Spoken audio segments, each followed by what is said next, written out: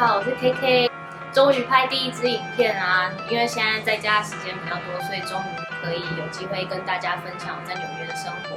那这支影片要跟大家分享一下在纽约的薪水。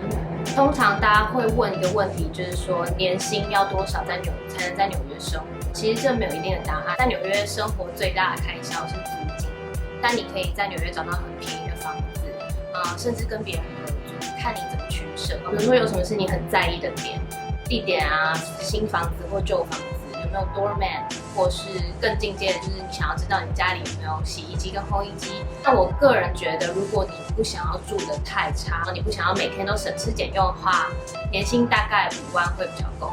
那第二个问题，大家可能会说听说纽约税很重，那实质薪水到底是多少呢？一般我们税的话都会抓30% 左右，是一个平均值。不过实际的 percentage 还是根据你赚多少钱的集聚来看。除了税之外，我们还要缴医疗保险啊，甚至有一些人会提拨一定金额的比例去退休金，所以实际扣可能大概35% 到40%。我举一个例子好了，假设你一年赚5万的话，不包含自己提领退休金的比例，还有其他额外的东西的话，实质薪水大概会是一年3万5左右，大概一个月是3000块，9万台币听起来好像很多，其实因为纽约消费很高，所以花起来的感觉很像是你在台北赚一个月3万5。有刚刚那些 background 之后，我们就可以来聊一下薪水。撇开一些专业领域的一般上班族来讲的话，我自己有一个评断的标准，就是如果这份工作跟数字越有关系的话，通常薪水会比较高。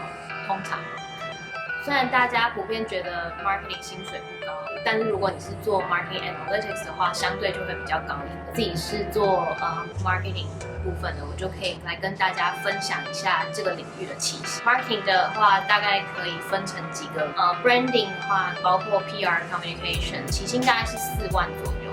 那第二个就是 digital marketing， 包含 SEO、SEM、social media marketing 之类的，起薪大概会是5万到5万5左右。那最后一个就是我刚刚提过的 marketing analytics， 起薪大概会是6万左右。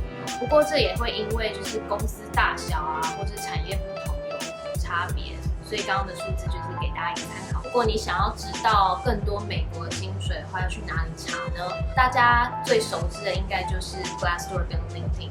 那我也推荐大家可以去 H1B Visa Salary Database 看，里面会记录每一个申请 H1B 工作签证的职位跟薪水。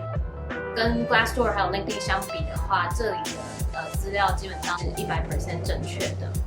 不过因为不是每个公司都会 sponsor， 所以缺点就是你这个地方查到的资料有限。比如说某一些公司或某个职位，它没有聘一个需要工作签证的人，你在这边就查不到这个资料。所以我建议大家可以多管齐下，把各个网站的数字拿出来比一比，那你就会大概有一个概念了。最后想要跟大家说的是，虽然纽约薪水普遍比台湾高很多，但大家还是要考虑到实质的消费力，所以不是外国月亮就比较圆啦。那有任何问题的话，都可以在下面留言哦。喜欢我的影片的话，记得按赞、订阅，还有开启小铃铛。拜拜。